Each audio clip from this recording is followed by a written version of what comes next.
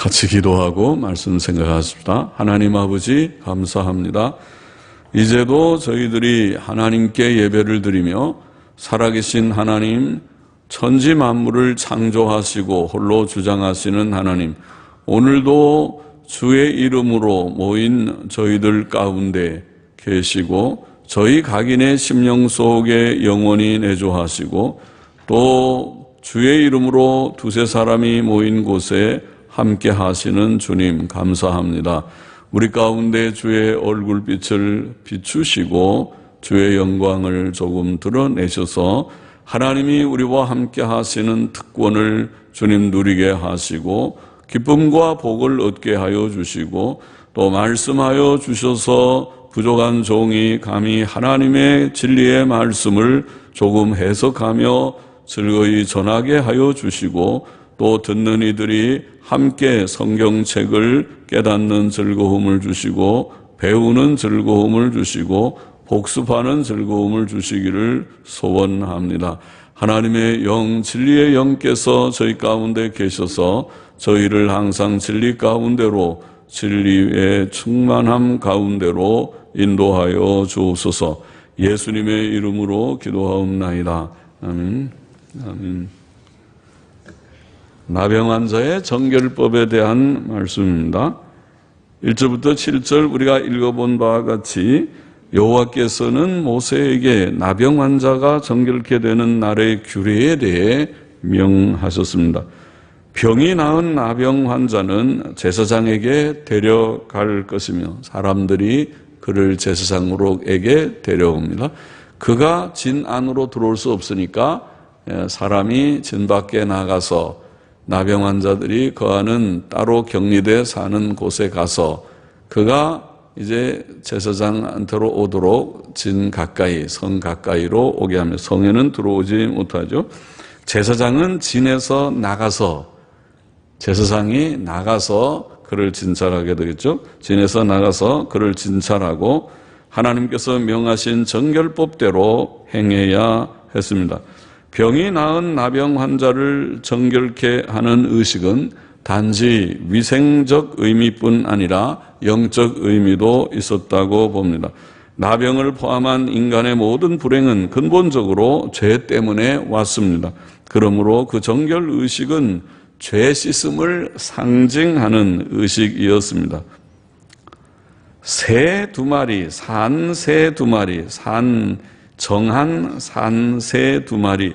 산이라는 말은 산에 있는 새가 아니고 살아있는 할 때 산. 정한 살아있는 새 두 마리와 백향목과 홍색 실과 우슬초를 가져오게 하였는데 여기에 새 한 마리는 죽여서 그 피를 나병 환자에게 7번 뿌리는데 사용할 것입니다.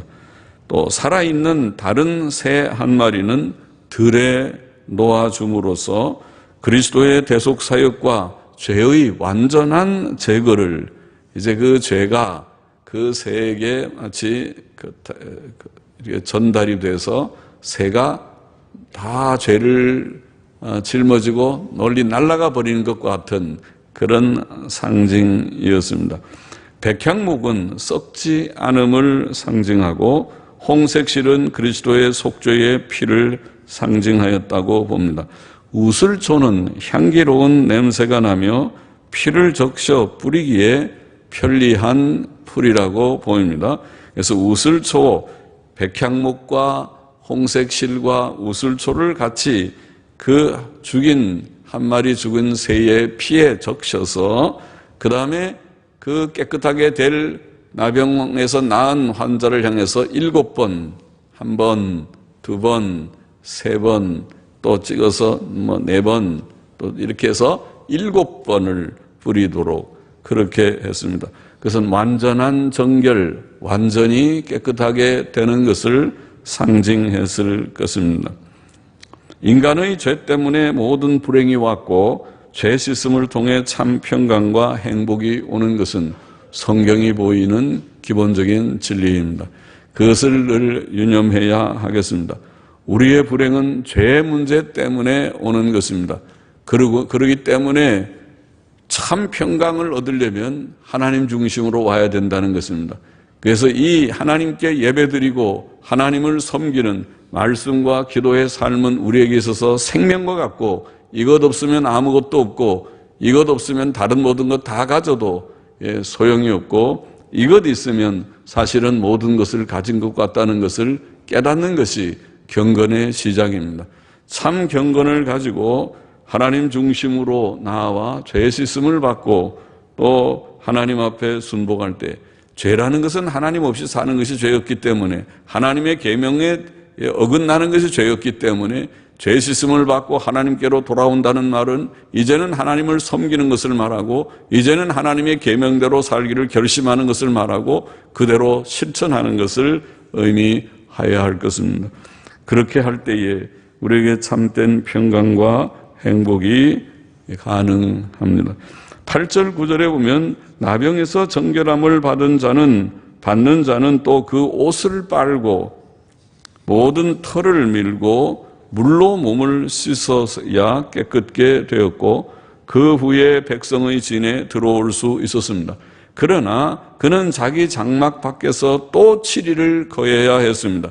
진 안으로는 들어오지만은 그 집 안에 들어가지는 못하고 7일 동안 또 밖에 머물러 있어야 했습니다. 제7일에 대해서 그는 그의 모든 털을 다시 밀되, 들어올 때 한번 밀었는데 다시 또 모든 털을 밀되 머리털과 수염과 눈썹을 다 밀고 그 옷을 빨고 몸을 물에 씻어야 깨끗게 되었습니다. 이렇게 옷을 빨거나 모든 털을 밀거나 몸을 씻는 것을 2번 하는 것이 정결법의 규례이었습니다.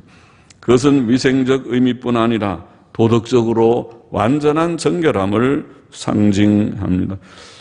10절 이하에 보면은 제8일에 그는 이렇게 지금 2단계를 거쳤죠. 한 단계는 새 2마리를, 살아있는 새 2마리를 가지고 한 마리는 죽이고 한 마리는 살아있는데 죽인 새의 그 피를 담아서 여기에 뭔가 백향목과 홍색실과 우슬초를 가지고 피를 찍어서 그 사람에게 7번 뿌리는 것이 첫 번째 의식이고, 그 다음에 그러고 나서 진으로 들어올 수 있는데, 진으로는 들어오지만은 진에서 모든 털을 다 밀어버리고 또 옷을 다 빨고 몸을 깨끗하게 씻는 그 일을 2번 했습니다. 하고 또 집 안에는 들어오지 못하고 7일 기다렸다가 또 1번 하고, 아주 까다롭죠. 그렇게 하고, 그리고 제8일째 되는 날에는 흠없는 어린 순양 2과 1년 된 흠없는 어린 암양 하나와 또 고운 가루 에바 10분의 3에 기름 섞은 소재물과 기름 한 록을 취해야 했습니다. 10절 이하에 나와 있는 말씀입니다. 고운 가루 에바 10분의 3, 한 에바라고 하는 것은 약 22리터 되는 그런 그 단위입니다. 22리터. 22리터가 한 에바고, 기름 한 록이라고 하는 것은 약 0.3리터 되는 그런 양인데, 그래서 에바 10분의 3 하면 22리터의 10분의 3 정도의 가루와 그리고 기름 한 록 0.3리터의 기름을 취하여야 된다고 하는 말이죠. 나병 환자를 정결케 하는 제사장은 정결함을 받을 자와 그 물건들을 회막문 여호와 앞에 두고 어린 순양 하나를 취하여 기름 한 록과 함께 속건제로 드리되 여호와 앞에 흔들어 요제를 삼아야 했습니다. 그 어린 순양은 거룩한 장소, 그 속죄물과 번제물 죽이는 곳에서 죽이고, 속건제물은 지극히 거룩함으로 속죄제물처럼 제사장에게 돌려야 했습니다.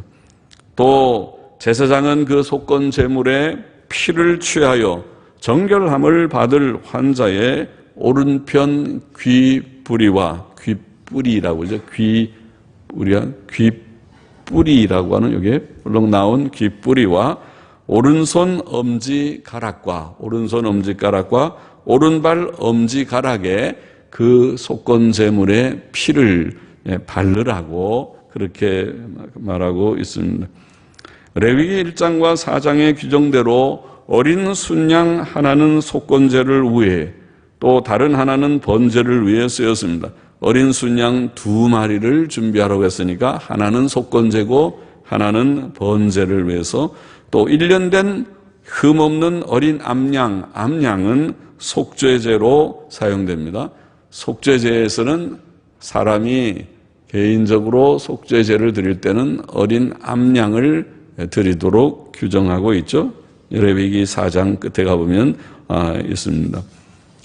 속건제는 죄값을 보상하는 뜻이 있고 속죄제는 단순히 속죄의 뜻이 있어서 비슷하지만은, 속건제와 속죄제는 비슷한 속죄의 의미를 가지지만은 속건제는 보상이라는 개념이 더 강조되어 있다고 보입니다. 번제는 속죄와 더불어 온전한 헌신의 뜻이 있고, 소제는 지금 가루와 기름을 가지고는 소제를 하는데, 소제는 온전한 순종의 뜻이 있다고 앞에서 우리가 해석한 바가 있습니다. 속건 제물의 피를 취해 정결함을 받아야 할 자의 오른편 귓뿌리와 오른손 엄지가락과 오른발 엄지가락에 바른 것은 죄로, 귀로 죄악된 말들을 듣고 손으로 죄악된 일들을 행하고 발로 죄악된 길로 갔던 과거의 잘못을 회개하고 씻음받고 이제부터 깨끗하게 살겠다는 각오의 뜻이 담겨 있습니다. 그러면 지금 이 나병이라고 하는 것은 병이지만은 병의 근본 원인은 죄라고 하는 것을 전제하고 있고, 하나님께서 우리의 부족함, 죄 때문에 이런저런 질병도 주시고 나병이라고 하는 질병을 주시기 때문에 나병의 정결함을 받을 때에는 이런 정결하는 의식을 통과함으로써 그들이 이 상징을 통해서 죄라고 하는 것을 깨끗하게 씻어야 되는 것이로구나, 죄가 근본 원인이로구나, 죄를 씻음 받음으로써 우리가 건강과 평안을 얻게 되겠구나 하는 교훈을 얻게 하신 것이라고 보입니다. 15절 이하에 보면 제사장은 또 한 록의 기름을 취해서 자기 왼손 바닥에 따르고 오른손 가락으로 왼손에 기름을 찍어 여호와 앞에 7번 뿌리고, 소제를 드리는 것 외에 이 한 록의 기름은 특별히 바르는 용도로도 쓰였습니다. 한 록의 기름을 왼손 바닥에다가 따르게 하고 오른손 가락으로 왼손에 기름을 찍어서 여호와 앞에 7번 뿌리고, 기름도 7번 뿌리고, 또 손에 남은 기름은 제사장이 정결함을 받는 환자의 오른편 귓뿌리와 오른손 엄지가락과 오른발 엄지가락, 그 속건 제물의 피 위에 바르고, 그 손에 남은 기름은 그 정결함을 받는 자의 머리에 바르고, 이런 용도로 한 록의 기름을 사용했습니다. 머리에 바르고 여호와 앞에서 그를 위해 속죄해야 하였던 것입니다. 속죄 제물의 피는 예수 그리스도의 대속의 피를, 그리고 이 한 록의 기름은 구원하시는 성령의 활동을 상징했습니다. 하나님의 구원 사역은 성령의 사역입니다. 우리는 성령의 새롭게 하심으로 구원을 받았고 중생했고 성화하고 있습니다. 이것은 예수 그리스도의 피의 속죄의 그러한 사역에 근거한 것이고, 성령께서 우리 가운데 역사하시는 성령의 사역으로 말미암은 것입니다. 성령께서 오신 까닭은 죄인을, 택한 죄인들을, 피 흘려 사신 죄인들을 구속하시고 또 중생시키시고 그들을 성화시키시는 그러한 뜻이 있는 것입니다. 또 제사장은 속죄제를 드려 그 부정함을 인해 정결함을 받으려는 자를 위해 속죄하고 그 후에 번제물을 죽이며 그 번제물과 소제물을 제단에 드려 그를 위해 속죄하면 그 사람은 깨끗게 되었습니다. 속죄제는 속죄, 번제는 속죄와 온전한 헌신, 소제는 온전한 순종을 상징한다고 말씀드린 대로 그런 뜻이 있다고 봅니다. 죄인은 예수 그리스도의 속죄로 죄 씻음을 받고 하나님 앞에 온전한 헌신과 온전한 순종을 각오해야 할 것입니다. 이제는 주님 중심, 하나님 중심으로 살겠습니다. 죄를 멀리하고 하나님의 법에 즐거이 순복하겠습니다. 그런 결심을 나타내는 것이라고 보입니다. 21절 이하를 보십시다. 그가 가난하여 이에 힘이 미치지 못하면, 자, 앞에 말한 규정을, 정결법의 규정을 지켜야 하지만은, 그러나 가난해서 그렇게 다 하지 못할 때에 어떻게 할 것인가를 여기에 규정하는데, 그는 흔들어 자기를 속할 속건제를 위하여 어린 순양 하나와 소제를 위하여 고운 가루 에바 10분지 1에, 자, 속건제를 위해서 어린 순양 하나는 필요하고, 소제를 위해서는 고운 가루 에바 10분의 1만 준비하고, 기름을 섞은 것과 기름 한 록을 취하고, 그 힘이 미치는 대로 산비둘기 둘이나 집비둘기 새끼 둘을 취하되, 앞에서는 우리가 순양 2마리를 준비하라고 했는데 여기는 1마리만, 그리고 그럼 그 나머지 1마리 번제 용도로 쓰는 순양은 순양 대신에 비둘기로 대신하도록 하였습니다. 그리고 암양도 그것이 없이 비둘기 다른 1마리를 가지고 속죄 제물로 대신하게 했습니다. 좀 가난한 사람들은 이처럼 비둘기 2마리, 산비둘기 2이나 집비둘기 2를 취하여서 속죄 제물로 하나를, 또 하나는 번제물로 하나를 사용하게 했습니다. 그리고 제8일에 그 결례를 위하여 그것들을 회막문 여호와 앞 제사장에게로 가져가면은, 제사장은 속건제 어린 양과 기름 한 록을 취하여 여호와 앞에 흔들어 요제를 삼고, 속건제 어린 양을 잡아서 제사장은 그 속건제 희생의 피를 취하여 정결함을 받을 자의 우편 귀뿌리와 우편 손 엄지가락과 우편 발 엄지가락에 바를 것이요, 그렇게 되어 있습니다. 자, 그 제물만 조금 단순화되고 그 값이 적어졌다고 할지, 그렇게 되고, 가난하니까 그렇게 되고, 정결케 하는 제사와 방식은 비슷합니다.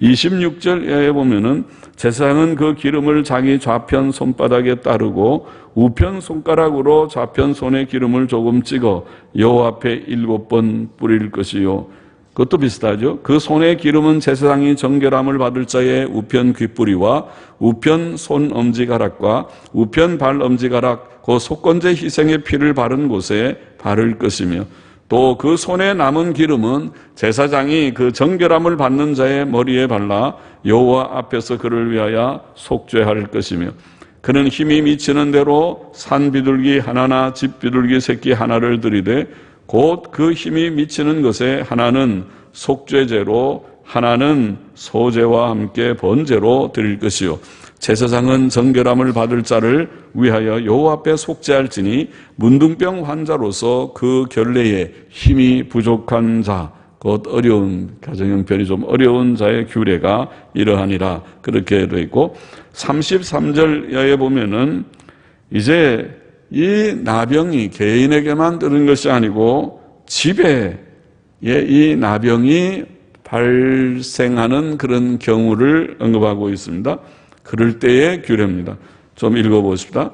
여호와께서 모세와 아론에게 일러 가라사대, 내가 내게 기업으로 주는 가나안 땅에 너희가 이른 때에 내가 너희 기업의 땅에서 어느 집에 문둥병 색점을 바라게 하거든. 하나님께서 모든 것을 다 일으킨다고 표현했어요. 그러니까 나병이 드는 것도 하나님의 섭리 가운데 되어진단 말이죠. 이 세상의 모든 것이 하나님의 섭리 밖에서 되어지는 것이 없습니다. 하나님께서 허락하셔야 모든 것이 될 것입니다. 이 집에 발생하는 문둥병도 문둥병 색점이라고 하는 문둥병의 그런 어떤 그 징후가 보이는 것이죠. 문둥병의 어떤 표가 드러난단 말이죠. 색점이 바라면 그 집주인은 제사장에게 와서 고하기를 무슨 색점이 집에 생겼다 할 것이요, 제사장은 그 색점을 보러 가기 전에 그 가장집물의 부정을 명쾌하게 하여 명하여 그 집을 비게 한 후에 들어가서 그 집을 볼지니 그 색점을 볼 때에 그 집 벽에 푸르거나 붉은 무늬의 색점이 있어. 그게 문둥병의 증표입니다. 그래서 그 집 벽에 푸르거나 붉은 무늬의 색점이 있어 벽보다 우묵하면 참 문둥병이 아주 강하지요. 벽도 그것이 상하게 했습니다. 그래서 푸르고 붉은 무늬도 생기고 그것이 좀 우묵하게 벽이 들어가는 그런 현상이 생겼습니다. 그러면 제사장은 그 집 문으로 나와 그 집을 7일 동안 폐쇄하였다가, 사람의 경우는 7일 금고를 시키지만은 이 집의 경우는 7일 동안 폐쇄를 하였다가 7일 만에 또 와서 살펴볼 것이요, 그 색점이 벽에 퍼졌으면 그는 명하여 색점이 있는 돌을 빼어 성밖 부정한 곳에 버리게 하고 또 집안 사면을 긁게 하고 색점이 생긴 모든 벽을 돌은 빼고 또 흙은 긁고, 자 그렇게 하고 그 긁은 흙을 돌도 저 성 밖에 부정한 곳에다가 버리고 또 흙도 다 갖다 버리게 할 것이요, 그들은 다른 돌로 그 돌을 대신하며 다른 흙으로 집에 바를지니라. 돌을 빼며 집을 긁고 고쳐 바른 후에 색점이 집에 복발하거든. 근데 다 그렇게 고쳤는데도 또다시 색점이 생기면 제사장은 또 와서 살펴볼 것이요, 그 색점이 만일 집에 퍼졌으면 악성 문둥병인즉 이는 부정하니 그는 그 집을 헐고, 이렇게 문둥병을 다 그 색점을 긁어내고 돌을 바꾸고 했는데도 또 생기면 와, 이 집에 문둥병의 균이 어디에 깊이 박혀 있습니다. 그래서 그 집을 다 헐어버리라고 그렇게 합니다. 그 집을 헐고 돌과 그 제목과 그 집의 모든 흙을 성밖 부정한 곳으로 내어갈 것이며, 그러니까 문둥병이 굉장히, 이 나병이 악한 병이란 말이죠.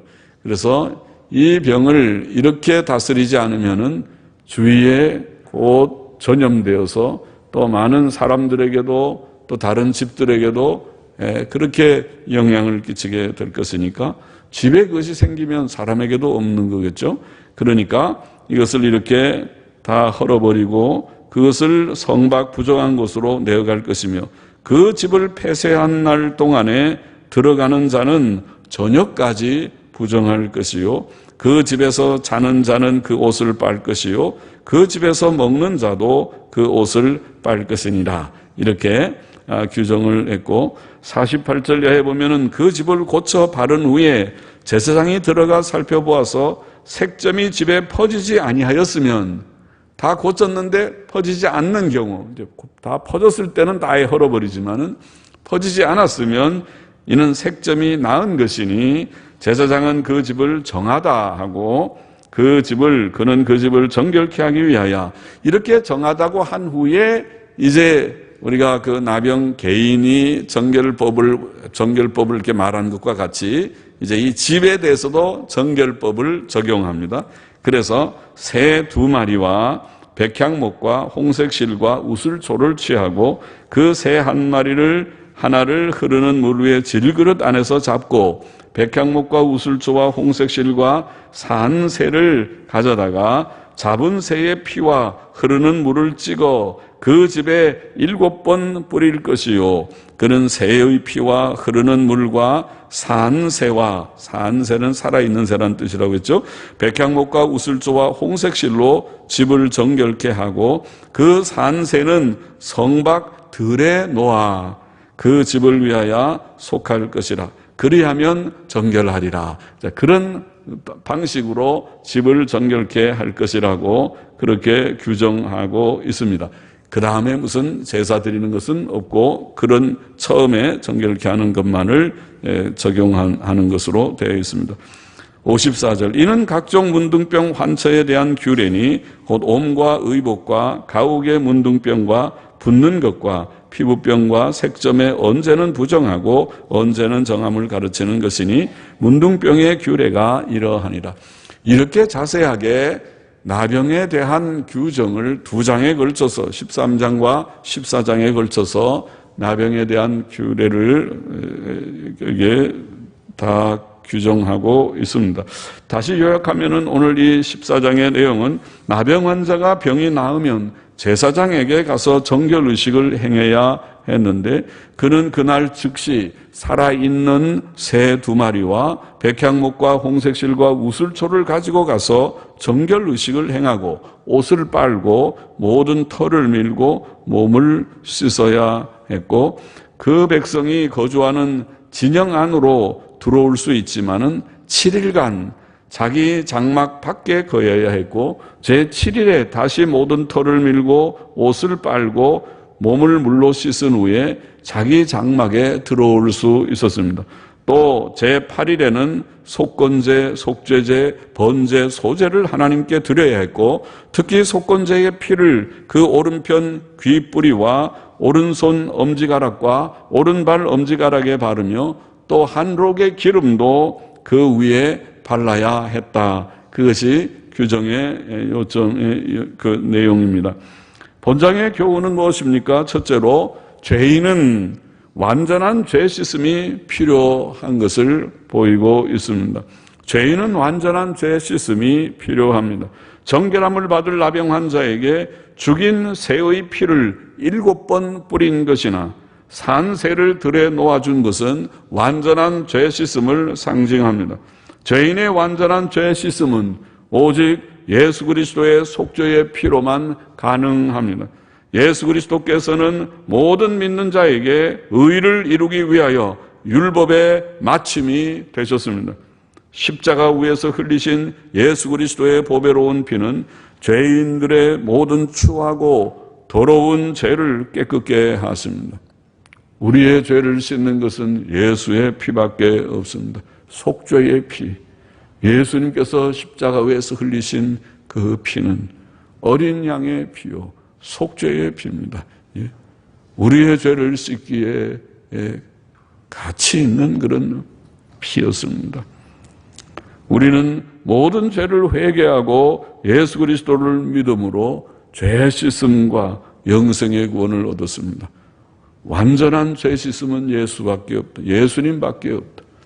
예수 그리스도 안에 들어와서 예수님께서 흘리신 그 대속의 피로 우리의 모든 추하고 더러운 죄를 정결케 씻지 않고서는 사람이 하나님 앞에 바른 새 삶을 살 수가 없다. 우리는 이미 예수님 믿었죠. 예수님 믿고 그 보혈의 피로 죄 씻음 받은 줄 믿습니다. 혹시라도 아직 예수님을 영접지 않고 믿지 않은 분이 있으면 이제라도 주께로 나아오셔야 될 것입니다. 우리의 인생의 모든 불행의 원인은 죄요. 그 모든 죄의 해결은 예수밖에 없습니다.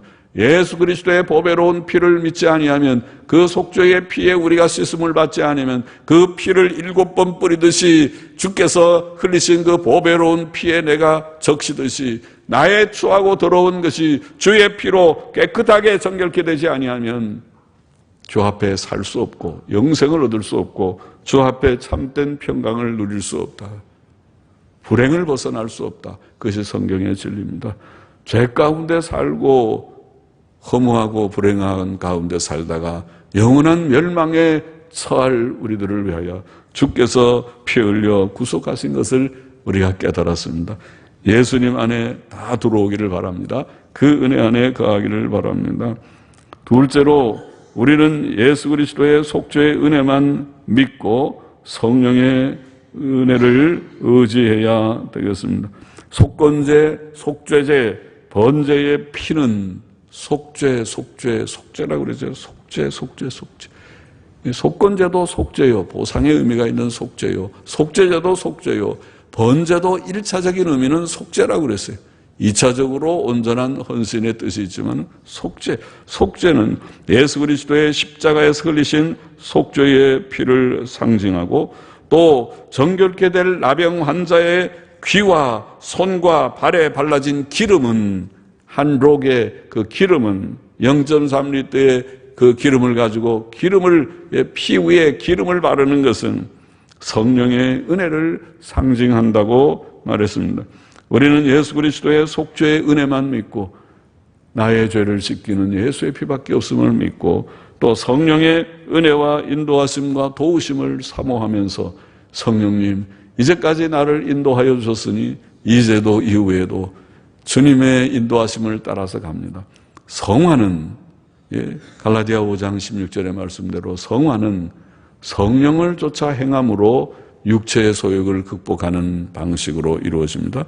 성화는 내 힘으로 자의적인 노력으로 되는 것이 아니고 나도 노력해야 되지만은 나는 수동적으로 게으르게 있어서는 안 되지만은 성화는 우리 가운데 오신 성령님께서 우리 속에 감화와 감동을 주심으로써 인도하시는 성령의 인도하심을 따라서 육체의 죄성을 극복하는 방식으로 이루어지는 것이 성경이 가르치는 성화의 방법입니다. 우리는 예수 그리스도의 속죄의 은혜만 믿고 성령의 인도하시는 은혜를 우리가 늘 사모하면서 주여 도우소서. 나는 연약합니다. 나의 연약한 죄성대로 버려두지 마시고 성령님 나를 도우셔서 늘 바른 길, 선한 길, 거룩한 길 걷게 하여 주옵소서 구하면서 나아가야 할 것입니다. 성령의 기름을 다 치듯이 듣는 것도 조심하고 손으로 행하는 만지는 거 조심하고 발도 조심해서 아무데나 막 가지 말고 성령님 나를 인도하여 주옵소서. 죄악된 길을 가지 않게 하시고 죄악된 행위를 하지 않게 하시고 죄악된 것은 듣지도 않게 해 주옵소서. 그런 뜻이란 말이죠. 그래서 성령님의 은혜를 의지해야 하고 셋째로 우리는 온전한 헌신과 온전한 순종으로 새 삶을 살라고 그렇게 지금 이게 교훈하고 있습니다. 지금 나병 환자의 경우를 가지고 말하지만은 그것은 상징이고 그것은 우리 모든 사람들이 우리 모두들이 다 죄라고 하는 것은 나병과 같은 무서운 것이다. 죄는 전염성이 있고 죄는 내버려두면 지옥 가는 멸망하는 그런 요소가 죄입니다. 이 죄를 어떻게 우리가 극복하는 것인가 이것이 성경이 말하는 중요한 주제입니다. 그래서 우리가 죄를 극복하는 데 있어서 여기에 번제를 드리라 또 하나님 앞에 소제를 드리라 이런 말은 그 의미가 무엇이라고 했습니까? 번제는 온전한 헌신이고 소제는 온전한 순종의 의미가 있다고 했습니다. 가루를 완전히 갈아서 깨끗하게 고운 가루로 갈아서 하나님 앞에 떡을 만들어서 드리듯이 오늘 우리가 우리 자신을 부정하지 않으면 우리가 살아서 꽤 자기가 대단한 것이라고 생각하는 이 교만, 이 잘난 척하는 그 마음 이게 문제라. 사람이 전부 꽤 자기가 대단하다고 생각하는 이 교만과 이 잘난 척하는 마음 때문에 하나님을 바로 못 섬기는 거예요. 자기를 부정하고 온전한 헌신, 온전한 순종을 하지 않고서는 결단코 주의 법을 행할 자가 없습니다. 주님을 따라가지 못합니다. 다 조금 주님을 따라가는 듯 하다가 자기 생각을 따라서 자기 주관대로 가고 곁길로 가고 자기가 좋아하는 것 따라가게 됩니다. 그렇게 살아서는 안 되겠습니다. 하나님이 원하시는 것은 자기를 꺾고 하나님의 보이시는 바른 정로를 향해서 그 길을 붙들고 어디든지 어린 양이 인도하시는 대로 가겠나이다. 그것을 주께서 원하시는 것이니까 그렇게 가려고 하면 온전한 헌신이 전제되어야 됩니다. 내가 나를 부정하고 내 몸과 마음을 주 앞에 드리겠나이다. 온전한 순종을 각오해야 됩니다. 내가 주의 뜻이라면 어디든지 가겠나이다. 그것이 아니면 시험에 들어서 하와가 시험에 들어가지고 선악 갖다 먹듯이 하나님이 안 돼 그래도 그게 괜찮은 것 같은데 내가 한 번도 안 먹어봤는데 저게 맛있을 것 같은데 호기심 생기고 관심이 생겨서 따먹게 돼요. 시험에 들게 돼요. 시험은 우리 주위에 얼마든지 있어요. 근데 그 시험에 들지 않고 우리가 바른 길 가는 길은 하나님의 뜻대로 사는 것밖에 없는데 그렇게 가려면 온전한 헌신, 온전한 순종이 전제되어야 갈 수 있다는 말입니다. 온전한 헌신과 온전한 순종으로 새 삶을 사는 것이 하나님의 뜻이고 여기에 이 규례, 정결법의 규례 속에서 보여주시는 하나님의 뜻입니다. 그래서 우리는 깨끗하게 주의 피로 새 씻음을 받았으니 이제는 우리의 몸이 죄의 도구가 되지 말고 또 성령으로 우리가 다 기름침을 받은 것처럼 다 성령의 기름을 발라서 이제는 내 마음대로 살지 않고 성령의 인도하심을 따라 의의 도구로 하나님의 뜻에 순종하며 살아가는 우리가 될 때에 그럴 때 이제는 다시는 나병에 걸리지 않듯이, 다시는 병에 걸리지 않듯이, 다시는 죄 가운데 우리가 죄 가운데 떨어지면 불행하게 됩니다. 죄 가운데 떨어지면 모든 오만 가지 어려운 문제들이 우리를 기다리고 있게 될 것입니다.